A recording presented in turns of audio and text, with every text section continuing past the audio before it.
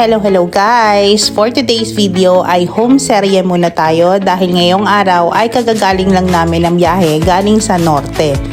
At dahil dyan, marami tayong gawaing bahay na dapat matapos. Actually, mag-aalas 12 na yan ng tanghali. Si Boss Andy nasa punlaan pa siya, kaya naman ako nag-aayos muna ako nitong aking mga labahin para maisampay ko na habang mainit pa yung panahon.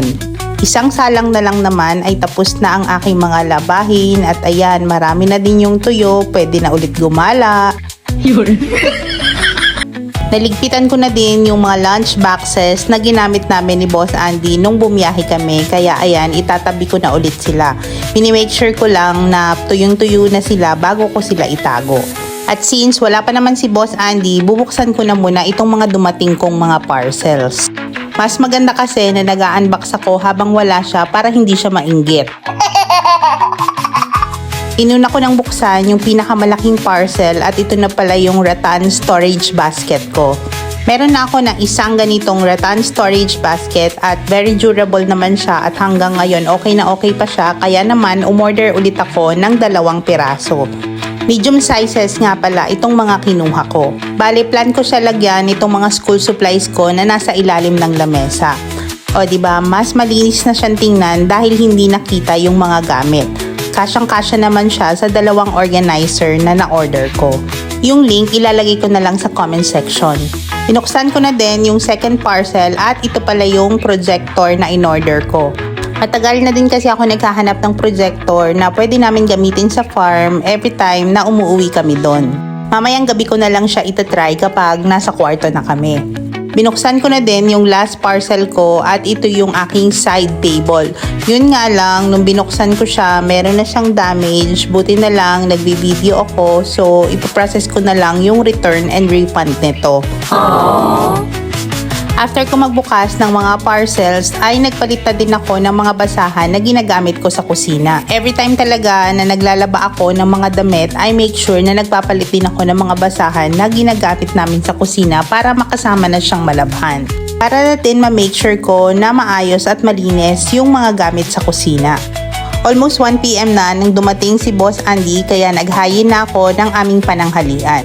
After namin kumain ng lunch ay lumabas muna kami ni Boss Andy at pumunta kami sa SM dahil meron kaming ilang mga errands. Una, nagpunta muna kami dito sa Mars Watch para magpapalit ng battery ng susi ko kay Era. After that, pumunta naman kami sa grocery store dahil mamimili ako ng ilang mga konsumo sa bahay. As much as possible, once a month lang ako nag-grocery, tapos I'll make sure na chine-check ko yung mga natitirang stock para mas mabudget ko yung pera na para sa grocery. After grocery ay dumaan na kami dito sa SNR dahil bibilihin na namin yung chiller na pinabibili ng hipag ko. Binayaran lang namin yung item pero hindi pa namin siya pipick upin, kukunin na lang namin to kapag pauwi na kami ng Quezon. Hindi na ako nag-ikot-ikot, mahirap na, baka mabudol pa tayo. Uwi na kami niyan at may nadaanan kami nagtitinda ng fishball, kaya naman dumaan muna kami para magmerienda.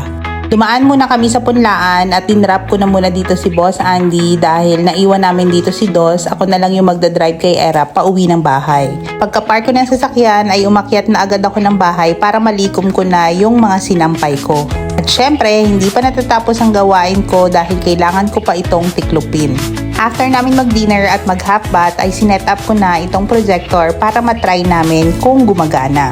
In fairness naman, mukhang user-friendly naman siya at madali ko siyang na-set up. Kinonect ko lang siya sa wifi, tas nilagin ko yung Netflix account ko. Kaya ayan, charan, happy na si Boss Andy. O diba, may instant sinehan na kami dito sa kwarto. Less than 2,000 ko lang siya nakuha. So far, so good naman siya. So yung link ilalagay ko na lang sa comment section. And that's all for today's video. Thank you for watching. Bye!